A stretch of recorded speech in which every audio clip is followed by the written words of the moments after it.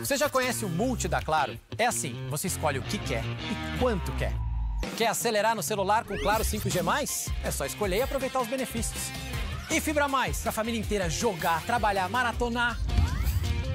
Quanto? Quer o melhor da TV e do streaming juntos? Com Claro TV+? Você que manda! É do seu jeito. Vem pra Claro, faz seu Multi e aproveite as vantagens. Olá pessoal, eu sou o Gomes e você está assistindo a TV 98.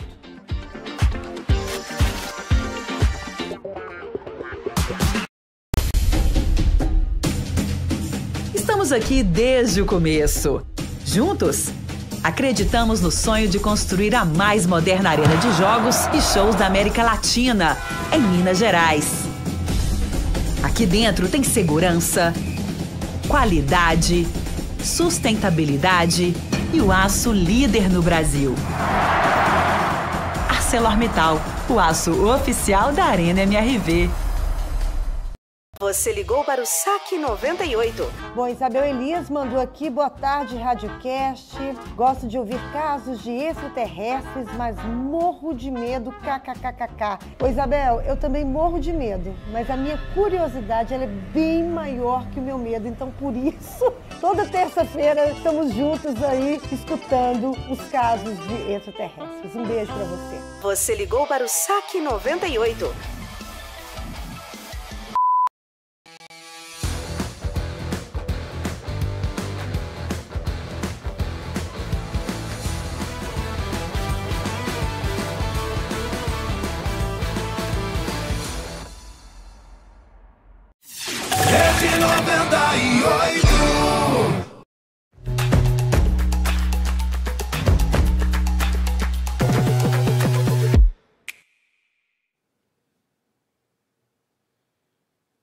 Muito boa noite, que bom ter você aqui em mais uma edição do Democratize. Democratize é um programa da Rede 98 que está aqui para a gente falar de política de um jeito simples, descomplicado. E se é simples e descomplicado, tem que ter a sua participação.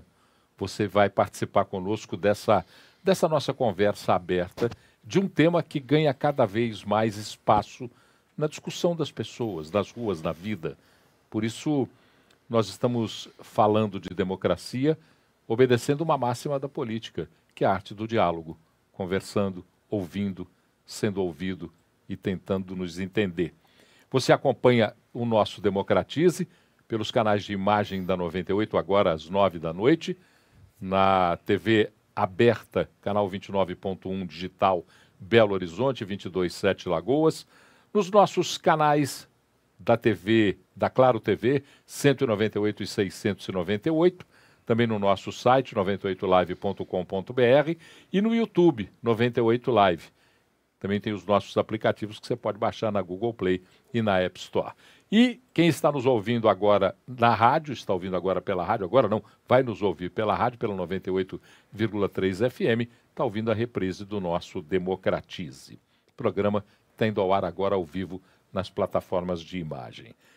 Bom, você pode participar com a gente, tem 2 canais, você pode ir lá no YouTube, a partir de agora já pode começar a discutir conosco, conversar, e também no nosso WhatsApp, claro,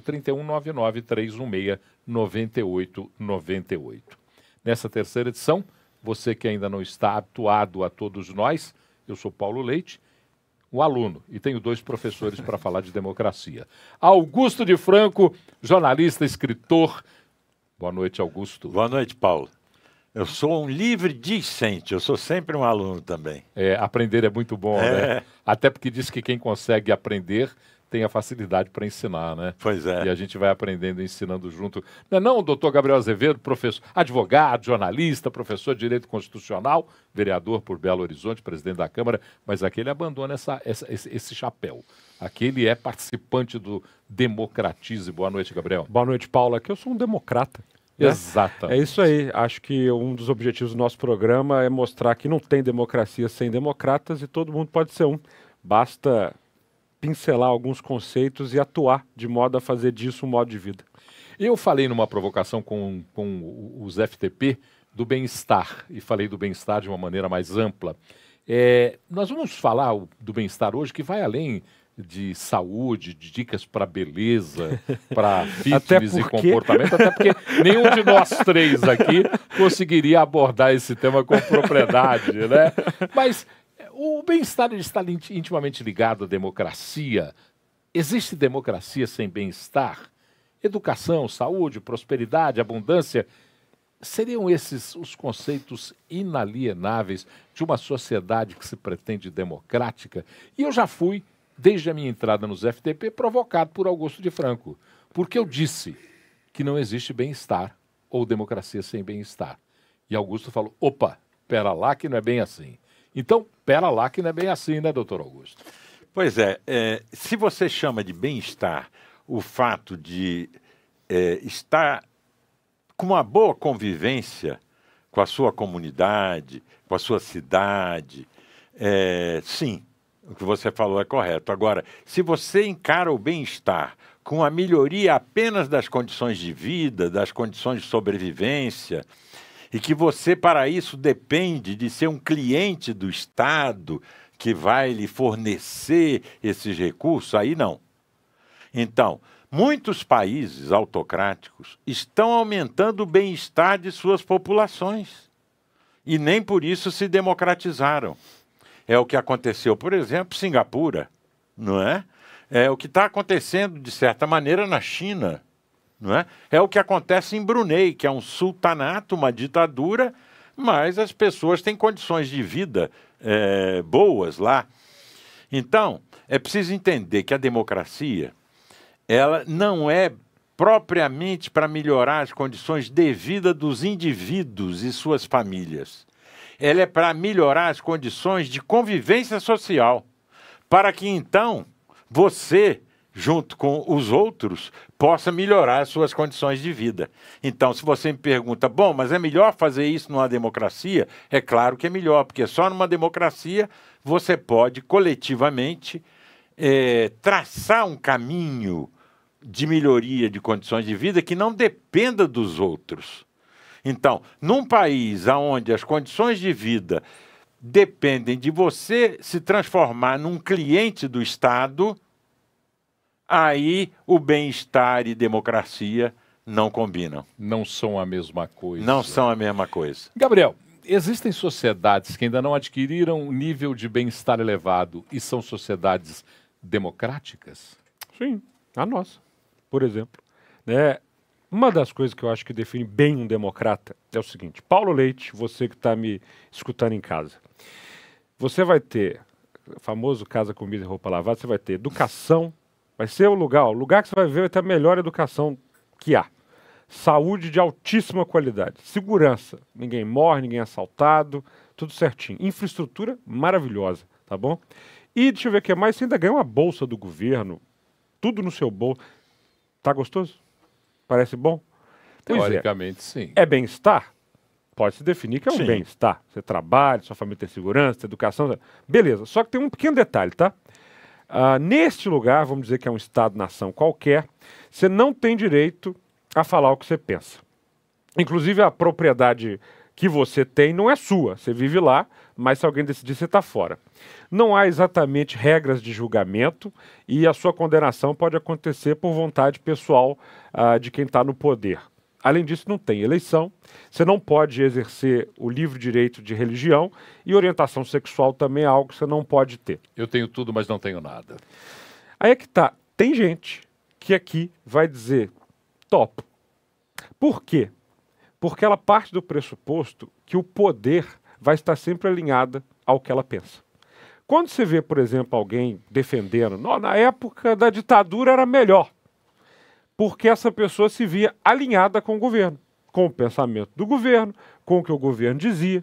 O grande fator da democracia, e o Augusto mata a charada, é o seguinte: quem não concorda tem que ter os direitos. Quem não concorda tem que participar. A democracia, ela é muito necessária porque ela parte do pressuposto que a sociedade não é igual. As pessoas pensam diferentes, são diferentes, e a democracia, portanto, é a garantia de que um não vai se impor ao outro, de que teremos liberdade para atuar, é só você pegar no surgimento. Uma das perguntas que muita gente faz assim, mas como é que tinha democracia em Atenas se lá tinha escravidão? É uma excelente pergunta. Quer responder? Quer responder? Por que tinha democracia em Atenas e escravidão? Como é que podia ter democracia em Atenas se tinha escravidão, já que a gente está falando de bem-estar? Porque lá tinha a relação de convivência e de existência daquela sociedade tinha que obedecer aquelas regras. Exato, é porque a sociedade ela vai evoluindo. Exatamente. A gente teve... O bem-estar é um conceito que vem com os direitos sociais, pós-Revolução Industrial, 1760 até 1840. Até aquele momento, a Inglaterra era uma democracia? Era uma democracia, ela começou a ser uma democracia em 1689, de novo. Ainda assim, você tinha, no período da Revolução Industrial, crianças trabalhando horas na fábrica a fio, falta de direitos sociais, falta de educação, de saneamento, mas foi só a democracia e a possibilidade de quem não tinha seus direitos sociais respeitados ou adquiridos que garantiu a eles o direito de manifestar, de pedir, de gritar. A democracia mostra que em todos os lugares e regimes democráticos esse bem-estar chega melhor. Professor Augusto, se a democracia não consegue melhorar as condições de vida e de bem-estar de uma população, o que se justifica manter a democracia? É que quem tem que fazer isso são os governos. Tem uma coisa que a gente não entende, que a democracia não é o governo. O governo pode ser democrático, mas é o governo que tem essa missão, não é a democracia. A democracia, ela é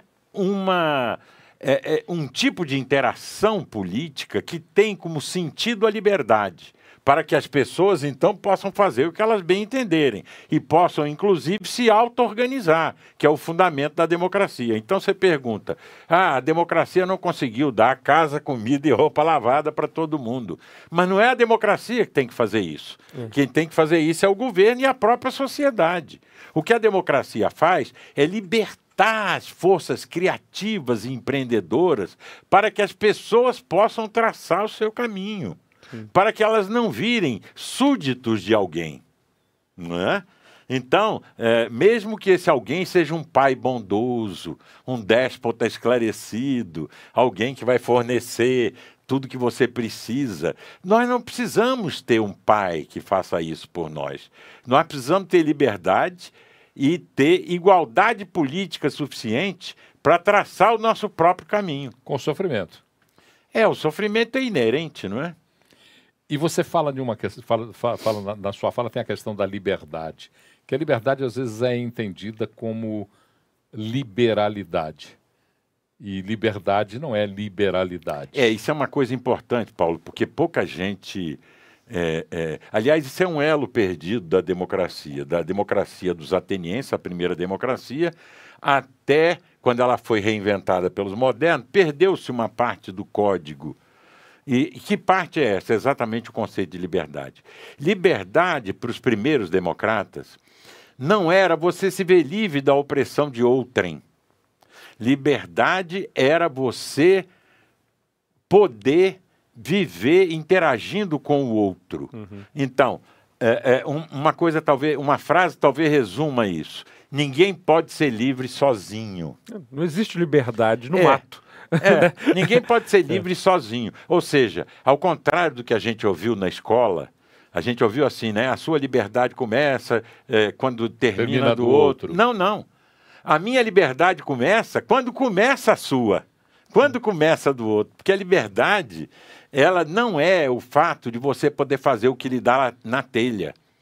É de você poder interagir de maneira amistosa, construtiva, contendendo junto com os outros para resolver os problemas e realizando projetos que nasçam da congruência dos desejos.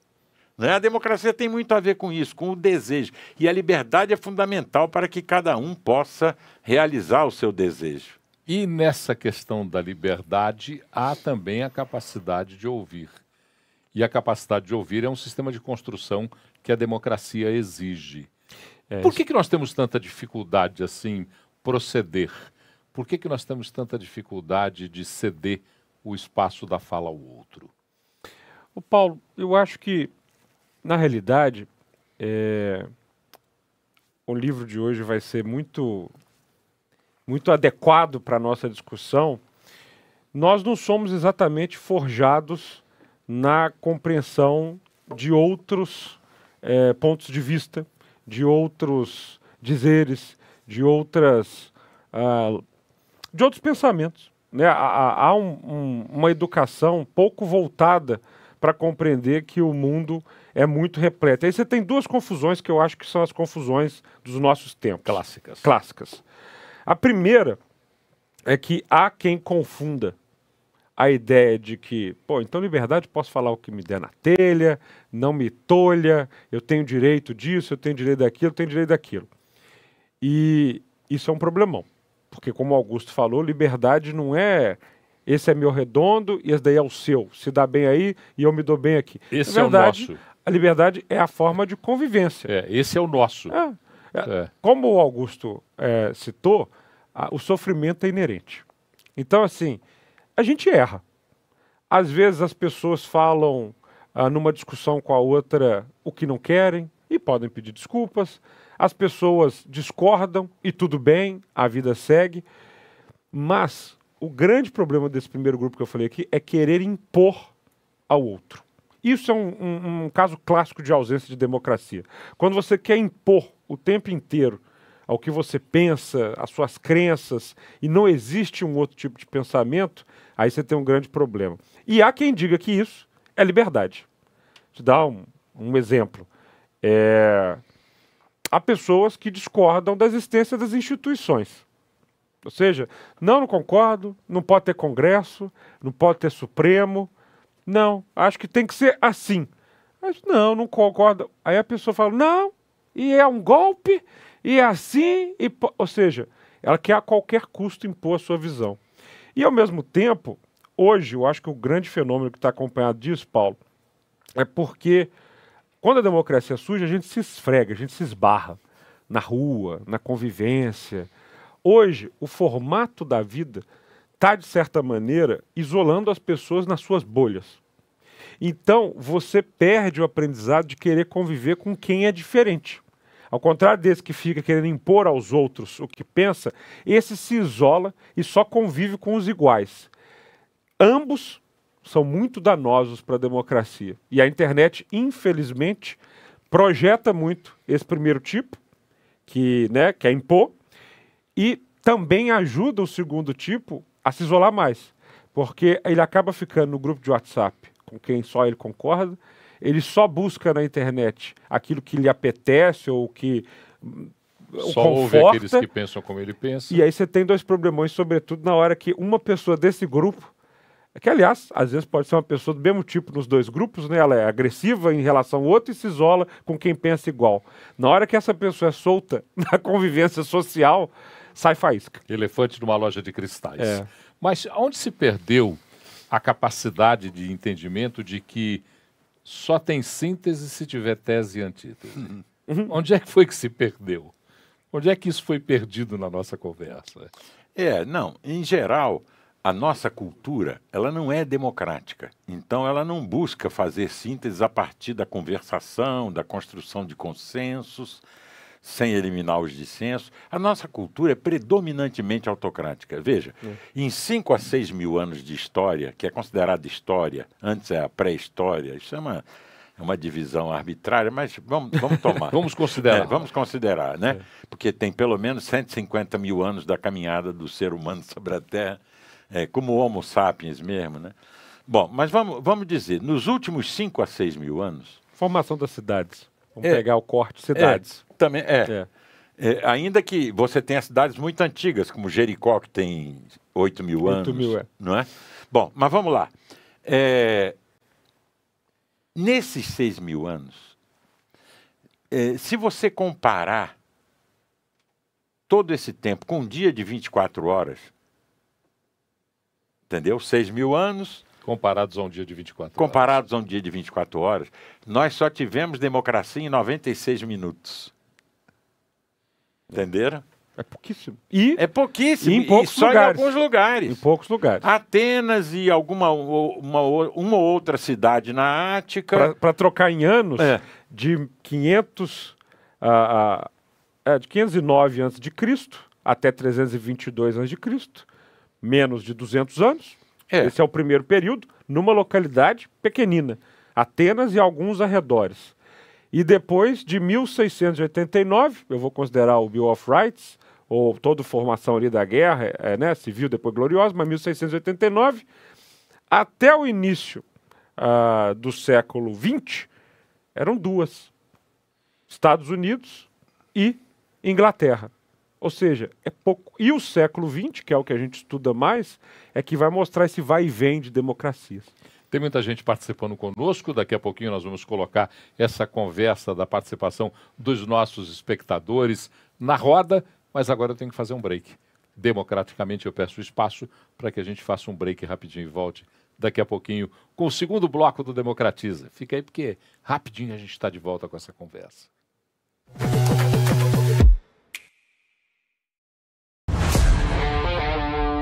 Tem torcida mais apaixonada que essa do Galo? Se você quer ficar ligado em tudo do time, vem pra Galo na Rede 98. Os últimos do Galo na sua mão, quando e onde você quiser. Com promoções exclusivas, ingressos, camisas e muito mais. O canal da Massa Atleticana! Vamos bora lá? Então siga o Instagram, @Galo na Rede 98. Olha só as novas promoções para motoristas e passageiros da Rap. Você, motorista, baixando a versão beta do app Rap Move Brasil Motorista no Play Store, você pode ganhar um kit Rap Move. Presta atenção nos prêmios. Um jogo de pneus, 200 litros de combustível e um Pix de R$500. Você, passageiro, cadastrando-se agora pelo site rapmove.com, pode ganhar uma viagem de cruzeiro pela costa brasileira, com tudo pago e com direito a acompanhante. Vem pra Rap, você também. Quer ver como você vive apostando? Olha lá, ó. Será que a mala vai chegar? É essa hora, né, malandro? É amor ou é cilada? Reuniãozinha surpresa? Ô, Jonas, por que você tá com a câmera fechada? Manda real, Jonas. Ele já sabe, cara. Mal aí, doutora. O que vai ser, hein? Eu acho que vai ser Enzo. Valentina. Não falei? A gente vive apostando. E na Estrela Bet, jogou, brilhou. Confia. O Cláudio não foi embora de uma vez. Quando o câncer chegou, ele estava forte. A gente tinha certeza da vitória. Nós éramos mais fortes do que aquele tumor. Isso era o que a gente acreditava, mas não existia a gente.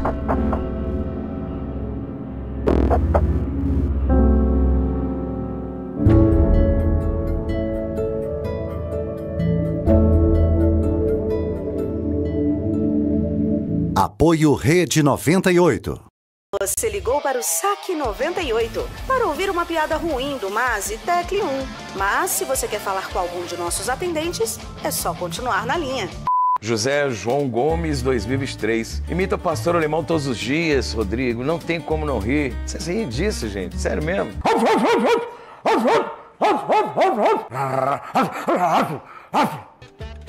Beleza. Você ligou para o Saque 98.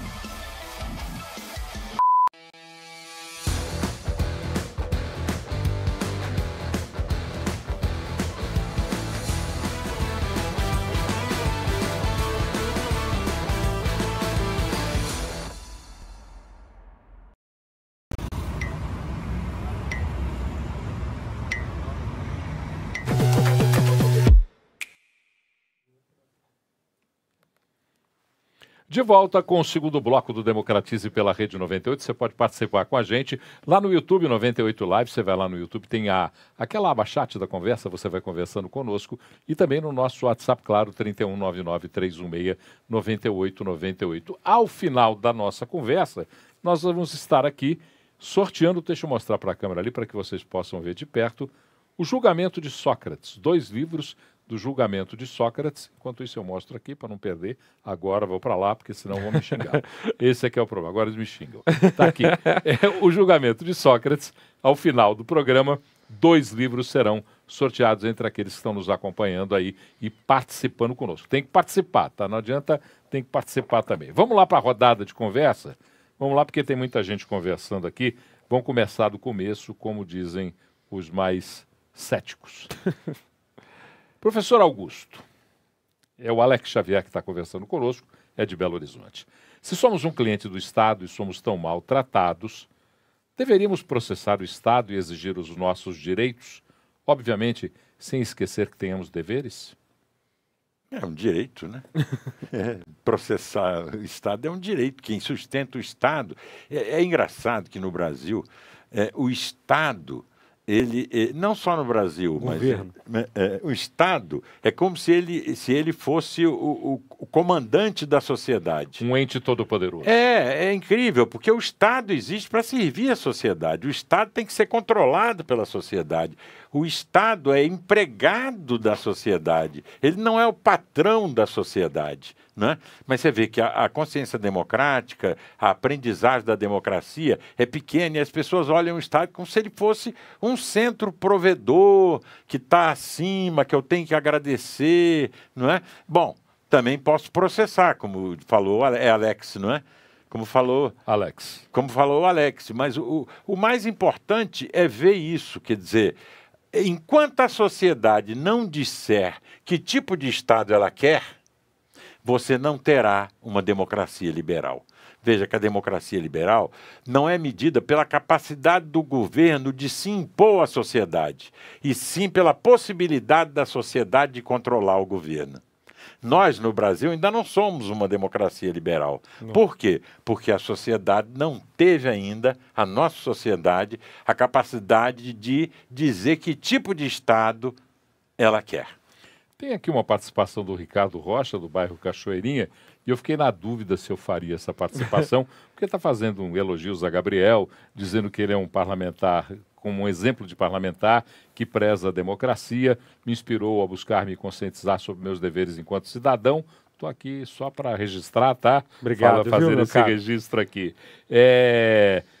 O Emerson Daniel, que é um engenheiro de contagem, está dizendo: concordo com vocês quando vocês colocam liberdade, não é libertinagem. Está aqui reforçando. Gilson, do bairro Ana Lúcia. Democracia plena depende de gestores desprovidos de interesses individuais ou de determinados grupos. Nós estamos a anos-luz de distância em um sistema corrupto como o nosso. Democracia no Brasil é fake. Liberdade para a conversa. Vamos lá. Todo gestor poderá ter desejos individuais, poderá estar suscetível à corrupção. Eu insisto, não somos perfeitos, erramos demais. É para isso que tem democracia. É justamente assim, porque numa autocracia, o sujeito, com seus erros, seus desejos corruptos, seu lado obscuro, ele vai fazer isso sem nenhum controle. Os países menos corruptos do planeta são os mais democráticos, porque a democracia ela prescinde dessa participação, que não é tipo assim, imagina alguém que fala assim: não, você escovar os dentes domingo. Não, escovar todo dia, de manhã, depois das refeições, assim, assado, porque senão dá cárie. E há um certo conceito aqui, que por isso nós não somos a democracia liberal e somos a democracia eleitoral ou falha, porque muita gente confunde isso com ir na rua, na urna, escolher e depois falar: passei a responsabilidade. Aqui, ó, eu deleguei. Você tem, e aí é o que o Augusto fala dessa falha do primeiro modelo democrático para o atual. Da comunicação. Porque a democracia ela foi muito ligada à questão só da eleição, do governo. Eu não gosto de falar Estado sob o ponto de vista de governo. Tipo, como professor de teoria geral do Estado é muito simples. Estado é território, esse tapete vermelho que é um território, o povo que está em cima e o poder organizado na forma de lei. Governo é toda a estrutura criada para gerir os recursos, as vontades e tal. E você não vai ter uma democracia verdadeiramente plena se todo mundo resume a coisa a ir votar. Professor Luiz Campos diz o seguinte: democracia se desenvolve e se aprende através de processos e modos de relação democráticos? Estou correto nessa observação? Sim. Correto. Correto. A maneira de aprender democracia é ensaiando democracia nas nossas relações. Essa é a melhor maneira. A democracia, aliás, é difícil ela ser ensinada. Ensinada que eu digo é como se fosse transferida. Tem um ensinamento que eu vou transferir para você e aí você vai absorver aquilo e pronto, vai sair dali um democrata. Não é assim que funciona. Eu acho que é a mesma coisa pegar um quadro com giz e falar assim, ó, aula 1 de como andar de bicicleta. Você vai lá, desenha a bicicleta, o pedal, o guidão, aqui, ó, o seu pé vai fazer isso e tal, vai lá. Aí assim, seria uma verdadeira exceção. Alguém que nunca pedalou, sair dali de sala, montar na bicicleta e ó, sair. Foi bom o Gabriel falar isso, porque uma das metáforas da democracia mais perfeitas é que a democracia é uma bicicleta. Se você parar de pedalar, ela cai. Ou seja, a democracia não é um modelo de sociedade ideal. Ela é um processo, é o processo de democratização. Então isso é como uma bicicleta. Se você parar de pedalar, cai. Então esse processo não pode parar. Então é bem bacana isso. E aliás, no livro do professor Augusto de Franco, do Augusto, Como as Democracias Nascem, há um subtítulo forte que diz que democracia não é a regra do jogo, é o jogo. É o jogo. Essa é uma questão fundamental para a gente discutir. Sim. A democracia não é a regra do jogo. E a Silvia pergunta, qual seria o papel do Estado para o bem-estar social? Ou seja, o que o Estado deve proporcionar ou não interferir para garantir o bem-estar? Silvia, né? Isso. Ô, Silvia, aí a gente foge um pouco, talvez, da aula de democracia para falar um pouco de Estado, né? Houve 3 ondas constitucionais clássicas. Por que eu estou falando isso? Desculpa ser muito professoral. Mas como eu falei, Estado é povo, território e poder organizado na forma de uma lei, geralmente uma Constituição. A primeira onda que cria Estados é a onda de constitucionalismo liberal. Ela vem com as revoluções liberais. Revolução Americana, Revolução Inglesa, Revolução Francesa. O que está imbuído nessas ondas? Liberdade de expressão, liberdade de propriedade, a liberdade religiosa, tudo isso está incrustado ali na primeira formação. Então se criou os estados. Você lembra que você tinha um absolutismo, né, completo? Então você tinha o Luís XIV na França, reis, rainhas, e todo mundo fazendo o que queria, e o povo ali. Então essa primeira onda deu esse arcabouço. A segunda onda, que é a onda da Revolução Industrial, ela começou a falar, opa, nós queremos mais do que esses direitos liberais. Nós queremos direitos sociais. Uma criança não pode trabalhar 7 dias por semana, do amanhecer ao anoitecer. Uma cidade não pode ter gente morrendo de cólera. Tem que ter um tratamento de rede de esgoto. As pessoas precisam de educação. E aí vem uma coisa que, de certa forma, mistura um pouco a democracia, assim, em que sentido? E vai muito nos atenienses que não elegiam e sorteavam os seus representantes. Porque eles partiam do pressuposto que todo mundo tinha que estar preparado. E aí é muito interessante a educação como um direito social. Como é que você exige que alguém seja democrata sem dar condições básicas? Como eu vou privilegiar esse cidadão no sorteio se ele não tem aptidão para tal? Isso fica um pouco mais complicado. Ou seja, assim, como é que a gente exige um ambiente democrático se as pessoas não sabem ler e escrever? Claro que você pode ter uma democracia sensitiva no modo de comportar, no modo de agir. Aliás, em Atenas, a maioria das pessoas não sabiam ler e escrever. Não sabiam ler e escrever. Não sabiam ler e escrever. E inventaram a democracia. Porque como é que o cara vai estar preparado? É porque o sujeito político não era o indivíduo, era a eclésia, era a assembleia, era a comunidade, a coinonia política. Esse é que era o sujeito. Então, se ele errasse, ele seria corrigido pela interação com os outros. Então, o fundamental é que qualquer um, a democracia não é o governo de muitos, não é o governo de poucos, que é a oligarquia, não é o governo dos melhores, que é a aristocracia. A democracia é o governo de qualquer um. Ou seja, eu aposto que qualquer um, desde que mantidas as instituições democráticas, no caso aí, a Assembleia Democrática, qualquer um vai conseguir desempenhar uma função coletiva. O que eu acho que a gente pode fechar para ele é o seguinte, com os direitos sociais, de certa maneira, você cria um ambiente mais propício à democratização. A partir do momento em que você tem esses indivíduos mais próprios à interação. Por exemplo, numa sociedade muito dividida socialmente, há dificuldades e barreiras de se implementar a democracia, porque você tem dificuldade de interação, você não compreende o outro. Uma cidade, por vezes, tem eu critico muito esse modelo, às vezes, de construção aqui em Belo Horizonte, que você tem aquele condomínio quase soviético, e soviético porque eles faziam isso propositamente, pega um quarteirão, mura, quarteirão inteiro, bota os predinhos lá dentro e fecha. Ou seja, isso cria uma dificuldade de interação. Tudo que dificulta a interação, seja no campo social, seja no campo urbano, é um problema para a democracia. Para finalizar, para a pergunta da Silvia, o que é que o Estado deve proporcionar ou não interferir para garantir bem-estar? Não, essa pergunta é complexa, sabe, Silvia, porque, na verdade, vou mudar Estado aí para governo. Sim. Né? O Estado está ali a mais uma estrutura, mas isso é uma construção. Se você pegar o artigo 6º da Constituição brasileira, que é o artigo dos direitos sociais, ele vai sendo remendado com várias propostas de emenda à Constituição à medida em que a sociedade vai evoluindo. Então, educação, aí você tem saúde, aí você tem depois transporte, ou seja, as necessidades sociais, elas vão evoluindo com o tempo. Você não falaria de saneamento há muito tempo.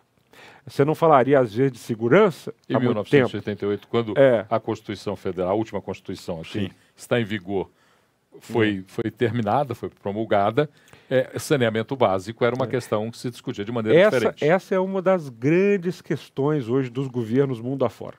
Qual é o tamanho dos direitos sociais em detrimento do tamanho do orçamento? Isso é assim, você vai entrar na Previdência, na educação pública, no sistema de saúde, em qualquer lugar, o peso dos direitos sociais e das políticas sociais é motivo de discussão. Bora lá. Enquanto houver aqueles que se lembram, Álvaro Marquezine, enquanto houver aqueles que lembrem-se de como era, haverá sempre aqueles que são incapazes de aceitar o que poderia ser. Que vão resistir. Está dizendo aqui a participação do Álvaro. Obrigado. Ouvimos, Álvaro. Boa noite. Sinto muito, mas bem-estar e esse tipo de democracia praticada por esse governo não combinam. Democracia serve para quê mesmo? Pois a mesma muda o seu significado dependendo do fim. Como assim? Pergunta o Renato de Venda Nova. Não muda. A democracia é exatamente você não ter um senhor. Pronto. Põe um ponto aí. É você ser cidadão e não súdito. Ponto. É você poder se comprazer na convivência com os seus amigos, amigas. Ponto. Não é? Isso é que é a democracia. Isso não muda. É você resistir à autocracia, resistir a alguém que queira mandar em você. Ponto. É você tentar organizar a sua própria cidade, a sua própria comunidade política. Ponto. Essas coisas não mudam. Essas coisas não mudam. Fernando de Matosinhos está dizendo aqui, democracia no Brasil, onde você é obrigado a votar? Nós falamos disso no programa, né? Falamos no primeiro. Cheguei a dizer que, de fato, a questão do voto obrigatório não me parece exatamente o modelo mais democrático, né, de regime. Rafael, só para finalizar, a gente está terminando aqui o nosso segundo bloco e nós vamos deixar um terceiro bloco para discutir uma questão. Mas só para fechar com ele, claro. O voto não é obrigatório no Brasil, na prática. Na prática não. Na prática não. R$1 mais... Não é isso. Não, nem precisa pagar. Sabe o que eu acho que é benéfico no modelo brasileiro? É que você tem um sistema eleitoral muito organizado. A partir do momento que a pessoa ela não quer votar, ela pode digitar branco. Ela pode anular, ou ela pode não ir e justificar. Ela não é obrigada a votar em alguém. Não. Veja bem. Isso eu acho que já Mas ela vai lá muitas pessoas têm a obrigação da ida à urna por direitos... Sim, eu compreendo. Direitos econômicos. Sim, eu compreendo. E isso realmente... Mas é que a grande questão é que se você não tem uma verificação completa de quem está indo votar, o grande risco desse modelo é que alguém possa ir no seu lugar. Sim, eu acho que a grande evolução, muita gente fala da questão do voto impresso. A grande evolução, para mim, da urna brasileira é a digital. Então, já tem várias que estão com digital, mas você garantir que quem está indo depositar o voto é esta pessoa, é muito bom. Por quê? Porque muita gente cria aquelas teorias de problema digital. Para mim, o grande problema é na cidadezinha do interior, lá nas Cafunda. não tem fiscal, não tem quem está controlando a coisa. Aí o cara que está ali, o mesário, é aliado de um político tal. Deu 4,50, 30 não foram votar. Tutu, tutu, tutu, tutu, tutu. Entendeu? Esse hoje é o maior problema. Não é uma questão digital, não é uma questão de... A fraude que se dá é uma fraude nesse sentido de não ter quem está votando de verdade. Bom, para finalizar aqui, o Rafael Pereira Ferreira de Paula disse que quando a opinião política é moldada pelo contexto eleitoral, isso não cria uma dificuldade. Não, é uma pergunta. Então vamos lá. Eu estava tratando como uma afirmação e é uma pergunta, né? O povo tá que participa, hein? Tá, ainda Vamos bem, lá. é isso mesmo. E participe muito. Precisamos, não abrimos mão da sua participação. 319931699898 ou então no nosso YouTube 98 Live, vai lá. É a pergunta do Rafael Ferreira de Paula. Quando a opinião política é moldada pelo contexto eleitoral, isso não cria uma dificuldade na conversação por causa do clima adversarial? Ah, cria. Cria. A gente sempre está falando que a democracia não é igual à eleição. Eleição é um dos critérios democráticos, a eletividade, mas tem vários outros, não é? Se você transforma a democracia em eleição, você está perdido, porque hoje grande parte das ditaduras promove eleições, não é? Muito bem. Mas a eleição, ela é uma disputa. Então, essa disputa acaba adquirindo uma beligerância. Né? É uma beligerância, um caráter adversarial, não é? E acaba, vamos dizer, de certa maneira, prejudicando o entendimento. Ah, mas você então não quer eleição? Não, tem que ter eleição numa democracia representativa, não tem outra saída, só que isso, embora necessário, não é suficiente para você construir democracia. Para você construir democracia, tem que haver interação em muitos outros campos além da disputa eleitoral. Professor, o senhor falou em eleição e o nosso próximo assunto, nós vamos falar um pouco sobre a possibilidade de garantir eleições onde não há liberdade. Nós vamos conversar daqui a pouquinho sobre isso. Fica aí, a gente volta já já. Será que é possível essa tentativa de garantir que no ambiente onde não há... Vamos entender isso um pouquinho, daqui a pouquinho. A gente volta já já com o próximo bloco do Democratize.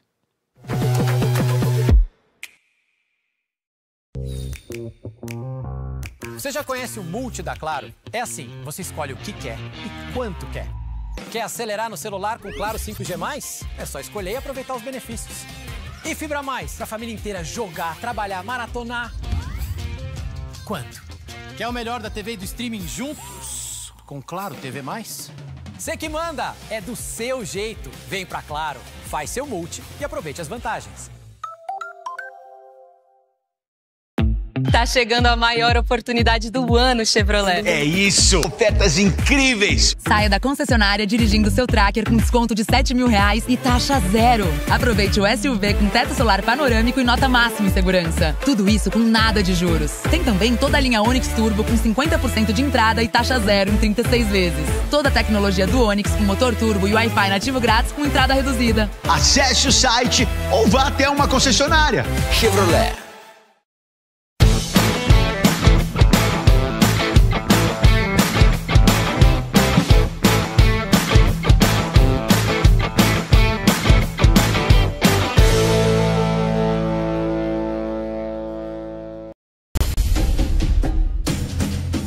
Estamos aqui desde o começo. Juntos, acreditamos no sonho de construir a mais moderna arena de jogos e shows da América Latina, em Minas Gerais. Aqui dentro tem segurança, qualidade, sustentabilidade e o aço líder no Brasil. ArcelorMittal, o aço oficial da Arena MRV. Quer ver como você vive apostando? Olha lá, ó. Será que a mala vai chegar? É essa hora, né, malandro? É amor ou é cilada? Reuniãozinha surpresa? Ô, Jonas, por que você tá com a câmera fechada? Manda real, Jonas. Ele já sabe, cara. Mal aí, doutora. O que vai ser, hein? Eu acho que vai ser Enzo. Valentina. Não falei? A gente vive apostando. E na Estrela Bet, jogou, brilhou. Confia. O Cicobi Nossa Cop já é tradição em BH e região. Um portfólio completo de soluções financeiras para você ou sua empresa. Consórcios, seguros, crédito consignado, cartões de crédito, investimentos, cobrança bancária, seguro empresarial, linha especial para o agronegócio, além das vantagens exclusivas do cooperativismo, atendimento mais próximo, divisão de sobras e muito mais. Abra sua conta e seja nosso associado. Sicoob-nossacop.com.br.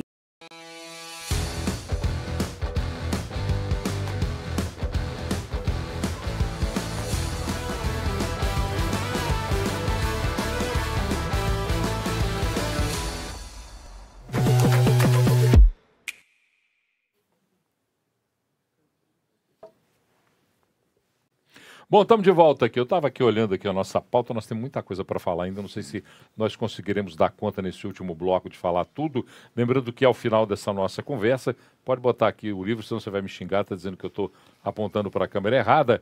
O Julgamento de Sócrates, nós vamos estar presenteando ao final do nosso programa 2 exemplares do Julgamento de Sócrates. Daqui a pouquinho a gente fala um pouquinho sobre a história desse livro, mas vamos lá. Nós ficamos surpresos com eu estou tentando achar a palavra mais correta para não ser indelicado, com a conversão de Lula à possibilidade de mobilizar o povo venezuelano para que lá seja realizada uma eleição, no sentido de ilustrar um regime ditatorial em um regime democrático. Nós já conversamos sobre isso lá fora. Como é que caminha isso? Quais são as tentativas e o que está por trás dessa conversa? O Lula já há algum tempo, quando eu falo algum tempo, é muito tempo, ele dizia que havia excesso de democracia na Venezuela. Né? Isso são declarações dele de 2003, 2004, 2005. Ele gravou vídeo fazendo campanha do Maduro. Não é? Então, ele está intimamente relacionado com o regime venezuelano, tanto do Chávez quanto do Maduro. Sendo que o Maduro transformou a Venezuela numa ditadura. O Maduro é um ditador. E, portanto, ele controla os meios de tal maneira que não permite que a oposição dispute em paridade de armas com ele.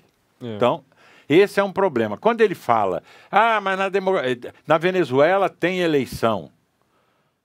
Tem eleição, mas a Maria Corina foi impedida de concorrer. Tem eleição como na Rússia tem. Aí vai o Putin e prende os candidatos, os opositores. Então, quando não usa remessa prévia quando exato. Quando ele fala que quem vai resolver o problema da Venezuela é o povo da Venezuela, isso não está correto. Por quê? Porque o povo da Venezuela, para resolver o problema da Venezuela, ele tem que ter liberdade. Ele não pode ser reprimido. Aquilo não pode ser uma ditadura, não é? Então... Eu entro com o que eu acho que seria a pergunta retórica que ele te faria. Sim. Mas então você quer que os Estados Unidos, que os americanos vão lá, invadam de tanque, imponham na porrada? Porque talvez quem vá defender essa fala vai dizer que esse é o sentido do que ele está dizendo. Ou seja, quem tem que lidar com a Venezuela é a própria Venezuela. Ninguém imagina que esse povo vai precisar de uma intervenção externa do seu ponto de vista militar. Mas deixa eu te interromper de maneira propositada agora. Mas que ambiente político tem, que ambiente social tem a Venezuela para que o povo que lá está resolva por si o seu problema? Não, é isso que eu ia dizer. Eu falei das duas ondas de constitucionalismo, tem a terceira, que vem depois da Segunda Grande Guerra Mundial, que o mundo passa a refletir assim, não, pera lá, o que aconteceu ali na Alemanha, a gente não pode virar e falar assim, não, mas é uma questão dos alemães. Não, eles é que se resolvam. Os impactos, eles são globais. Então, na verdade, como a gente vive numa comunidade global, e você tem, sobretudo na América Latina, Mercosul, que é um bloco econômico mais com princípios, OEA, enfim, uma série de coisas, você tem mecanismos internacionais para forçar que os estados que não têm compromissos democráticos não tenham os privilégios de um Estado democrático. E por que isso é muito importante? Porque nunca, em momento algum, duas nações democráticas entraram em guerra. Nunca. Só quando é uma autocrática e a outra democrática. Duas democráticas nunca Não há fizeram. guerra entre as democracias. Não há. Não há. Não há. Não. Então, assim, quando você cuida da saúde democrática do seu vizinho, você está, obviamente, cuidando do seu continente, do seu quintal. Porque uma hora dá problema. Tanto que, ao contrário do Lula, os dois presidentes de democracias na América Latina, Uruguai e Chile, se pronunciaram contrários e não querem permitir, como punição, a entrada no Mercosul. É muito importante para a gente porque, vejam, o Brasil é afetado pela crise que acontece lá. As pessoas fogem, as pessoas vêm para o Brasil. Nós temos problemas de fronteira. Problemas de fronteira. Não, e aí vai ali para Amapá, para fronteiriços ali, tem caso de pegar um avião e despachar para São Paulo. Sim. Então, assim, há uma elite venezuelana que simplesmente fugiu do país. Quem tinha mais condição está vivendo em Miami, está vivendo no Brasil, está vivendo em outros lugares, porque chega um momento em que a pessoa cansa. E né? há um povo pobre que está cuidando da sobrevivência, não está nem mais participando não tem como politicamente, fugir, ou então saiu. Essa era, inclusive, a nossa conversa de esquenta de bastidores, era muito nesse sentido. Eu não acho que é uma frase de um... O Brasil tem potencial para liderar, no bom sentido da liderança, o continente latino-americano. A nossa Constituição preconiza isso no artigo 4º das relações exteriores. A gente tem que dar prioridade para os vizinhos. Isso tem toda a sua razão, tem todo o seu sentido. Então, eu acho que a frase seria outra. Não, e democracias apoiam democracias. Exato. Democracia não apoia a ditadura. E quando você faz restrições a ditaduras, você está trabalhando pela democracia. Não precisa ir lá invadir militarmente. Eu vou além. O Brasil tem o potencial, se quiser, de liderar, ao lado dos Estados Unidos, o bloco democrático mundial. Porque hoje a verdade é que o mundo tem sim uma divisão, que começa, ao meu ver, com a guerra na Ucrânia. Você tem um alinhamento autocrático, basta ver quando a guerra começou, quais foram os posicionamentos a favor da Ucrânia e quais foram os a favor da Rússia e os neutro mais Rússia. É impressionante se você sobrepõe este mapa ao mapa de democracia e autocracia. Todas as democracias plenas do planeta e muitas das democracias falhas estiveram ao lado da Ucrânia. E o contrário também aconteceu. E a Venezuela apoiou o Putin. A Nicarágua apoiou o Putin. Sim. Não é? A Colômbia ficou meio assim, no meio do caminho. Quem se declarou, vamos dizer assim, abertamente contra foi o Gabriel Boric, do Chile, e o Lacalle Pou, do Uruguai, que são as únicas duas democracias liberais da América do Sul. Isso. Mais Costa Rica da América Central. Na América Central nós temos mais a Costa Rica. Vamos ao livro? Vamos. Mas antes de ir ao livro, rapidamente aqui duas participações. A gente não vai se alongar muito nelas, porque o tempo ruge. O tempo ruge, não tem jeito da gente fugir dele. Mas vamos lá. Alessandra Madeira, que é psicóloga, está participando conosco aqui. Não dá para entender a relação entre democracia e bem-estar. É a garantia dos direitos fundamentais dos cidadãos, educação e saúde de qualidade, saneamento básico, transporte e lazer acessíveis. Quando há corrupção e interesses pessoais predominando, os interesses sociais e as eleições não tem como ter democracia. Quem disse que no Brasil tem democracia? Pergunta a Alessandra. Todo mundo diz. Todos os institutos que monitoram a democracia no mundo sabem que o Brasil é uma democracia eleitoral. Falha. É uma democracia falha, não é uma democracia plena, mas é uma democracia. O fato de ter corrupção não tem nenhum país democrático que deixou de ser democrático com o aumento do número de corruptos por metro quadrado. A corrupção, ela tira a qualidade da democracia, mas ela não transforma a democracia em autocracia. A democracia, ela metaboliza a corrupção, de certa maneira.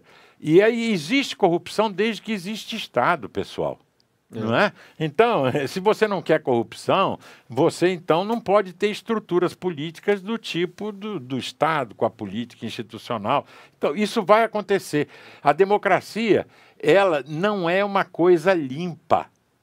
Eu sei que quando a gente fala isso, as pessoas... Não, mas eu queria que fosse uma coisa limpa. Não, seria ruim se fosse uma coisa limpa.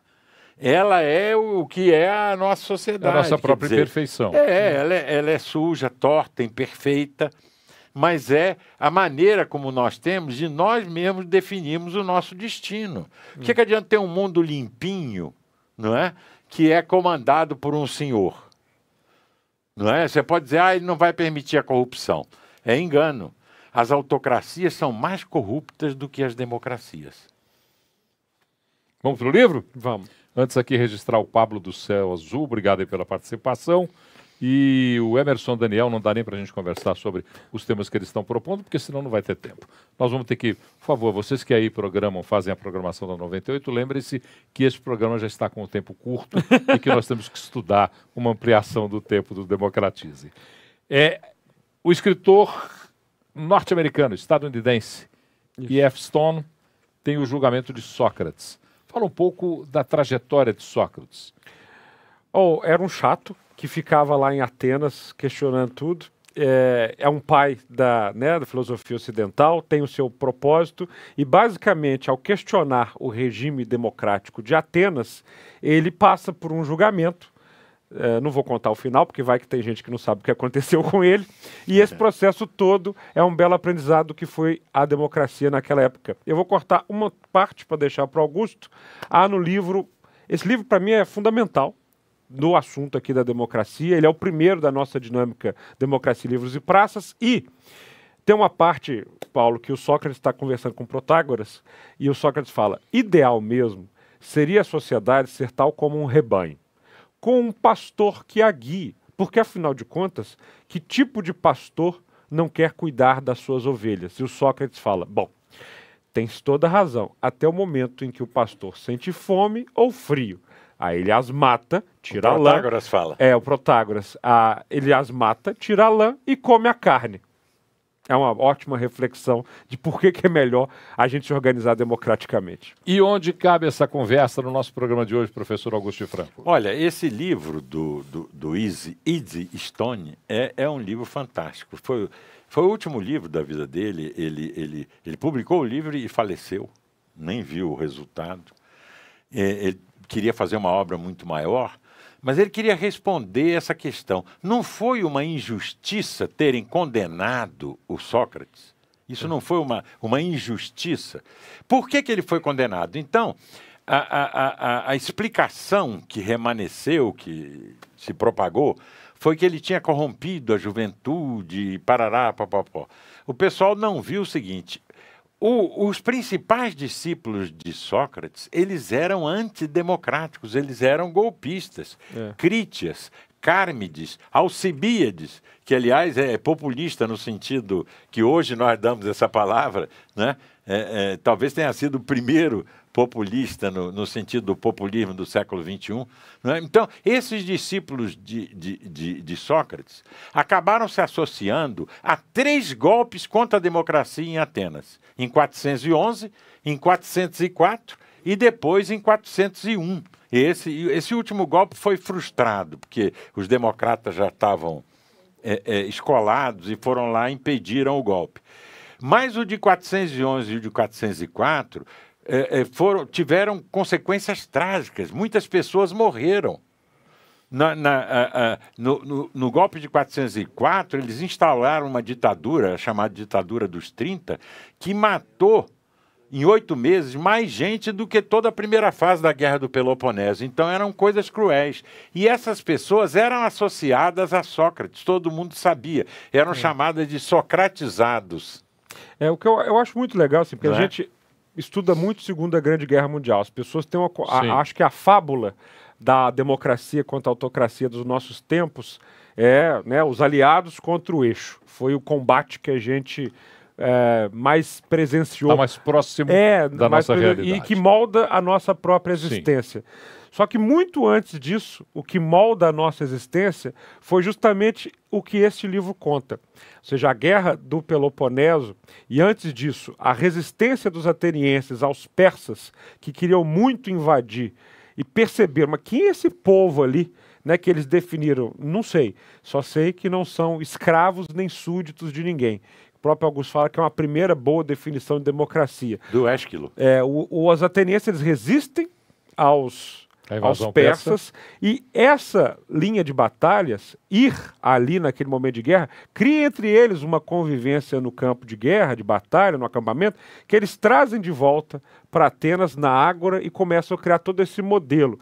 E nessa convivência, nesse surgimento da democracia, tem esse personagem que precisa ser lido, né? Eu tive lá em Atenas, no lugar onde ficou preso depois da condenação, é tudo uma história real, mas eu acho que após a história de Jesus Cristo, ou ao lado da história de Jesus Cristo, para a sociedade ocidental, conhecer o que aconteceu com Sócrates é das coisas mais definidoras de quem somos nós. E quem vai ter a oportunidade de ler esse livro, porque nós fizemos aqui a relação aleatória do nosso WhatsApp e já foi passado para mim, Gilson, do bairro Ana Lúcia, em Sabará, final do telefone 8100, e o Alex Xavier, do Califórnia, final de telefone 7859.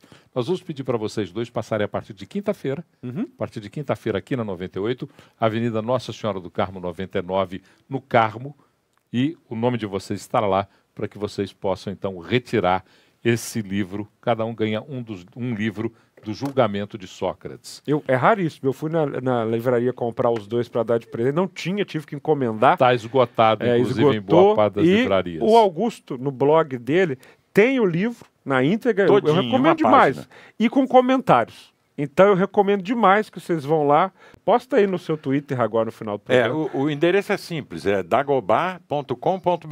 Isso. Aí você entra lá, na busca você coloca o julgamento de Sócrates. Vai aparecer o texto inteiro com comentários interpolados. E se você quiser conhecer um pouco mais da obra do Augusto de Franco, nosso companheiro de Democratize, como as democracias nascem, você pode comprar nas principais livrarias e está aí para você entender um pouco mais essas questões que debatemos aqui. A cada programa do Democratize um novo tema, a cada programa do Democratize uma nova provocação, a cada programa do Democratize a necessidade de que você participe conosco dessa prosa. Tá curto o tempo, hein, para tanta participação. Olha, vocês estão ouvindo o pessoal da produção. Obrigado, Gabriel Azevedo. Obrigado, Augusto de Franco. Obrigado a você que nos acompanhou até agora. Conjugue comigo, eu democratizo, tu democratizas, ele democratiza, nós democratizamos, vós democratizais, eles democratizam. Até a próxima terça-feira, às 9 da noite. Um grande abraço. Com um convidado especial.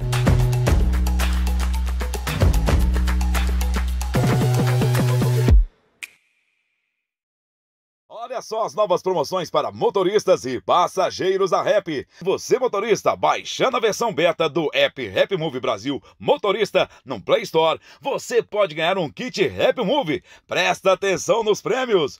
Um jogo de pneu, 200 litros de combustível e um Pix de R$500. Você, passageiro, cadastrando-se agora pelo site rapmove.com, pode ganhar uma viagem de cruzeiro pela costa brasileira, com tudo pago e com direito a acompanhar